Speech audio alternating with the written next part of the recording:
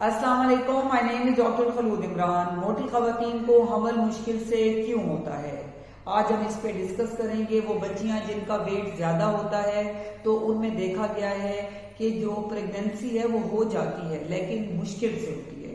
उसके लिए उनको मेहनत करनी पड़ती है, वेट रिड्यूस करना पड़ता है। डॉक्टर बार बार कह रहे होते हैं अपना वेट कम करें, वेट कम करें, तो आखिर वेट कम क्यों करें, ये बच्चियों को पता होना लाजमी है। जो ओबेसिटी है वो इटसेल्फ एक डिजीज है, मोटापा खुद एक बीमारी है। ये नहीं कि जो मोटापा है उसकी वजह से हमल मुश्किल से होता है। अगर एक इवन मेल भी और फीमेल भी अगर वो मोटे हैं तो उनके अंदर ब्लड प्रेशर के मसाइल, शुगर के मसाइल बहुत ज्यादा देखे गए हैं। ये बहुत कॉमन है और ड्यू टू डायबिटीज, हाइपरटेंशन पे वो हार्ट पेशेंट भी हो जाती हैं, बन जाती हैं या बन जाते हैं। इसलिए कोशिश करें कि मोटापा तो लाइफ में होना ही नहीं चाहिए। You should fight with your fat. आपको अपनी चर्बी से, अपने मोटापे से फाइट करनी है, लड़ना है, आपने अपना वेट रिड्यूस करना है। अब एक अगर जो मोटी बच्ची है और उसको प्रेगनेंसी नहीं हो रही तो उसमें सबसे पहली वजह है लेप्टिन हार्मोन।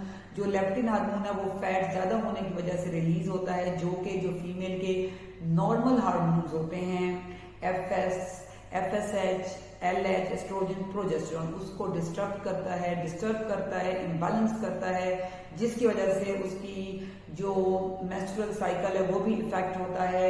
इसी तरह उसका एग रिलीज भी इफेक्ट होता है, तो जो है उसे प्रेगनेंसी में ऑटोमेटिकली मसाइल होते हैं। उसके अलावा ये देखा गया है कि जो बच्चियां मोटी हैं, ओबीज हैं, उनके अंदर इंसुलिन रेजिस्टेंस होती है। जाहिर बात है बहुत ज्यादा फैट होने की वजह से ब्लड ग्लूकोज लेवल भी ज्यादा होते हैं।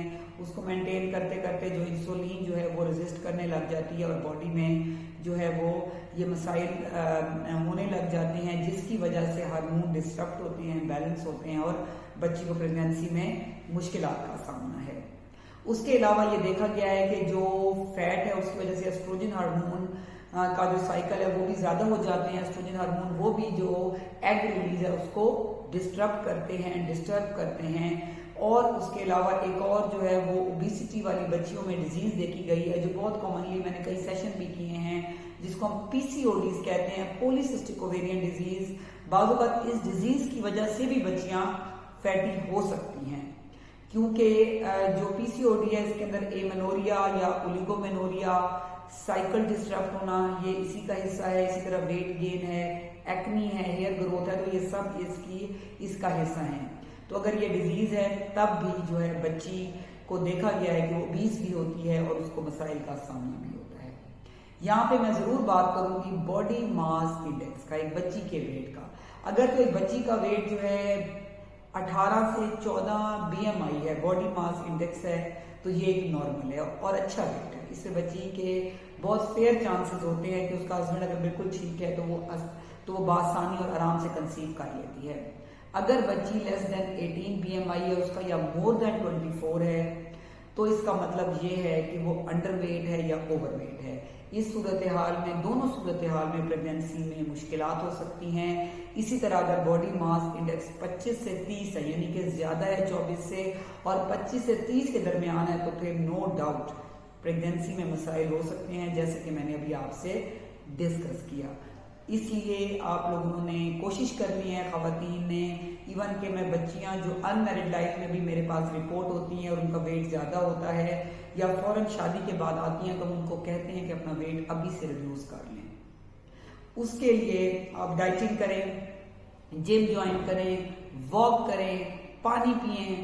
डाइट आप जरूर हेल्दी लें, लेकिन आपने वजन कम करना है, जैसे भी करें, जिसमें सबसे ज्यादा रोल वॉक करने का है और अपनी डाइट कम करनी है।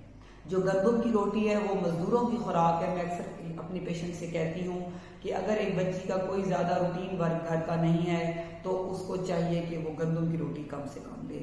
फल सब्जियों को इस्तेमाल करे क्योंकि फाइबर होता है, और उसके अलावा मीट ट्वाइस अ वीक ले, एग ले, मिल्क ले, हेल्दी डाइट ले, लेकिन गंदम की रोटी जो है वो 24 घंटे में 1 या 1.5 रोटी ही ले, ताकि उसका वेट जो है वो रिड्यूस हो और वो जब स्मार्ट होगी, हेल्दी होगी, उसके हार्मोन नॉर्मल होंगे, तो उसका एग टाइम पे रिलीज होगा, उसे प्रेगनेंसी टाइम पे होगी और उस बच्ची की हेल्दी मैरिड लाइफ होगी।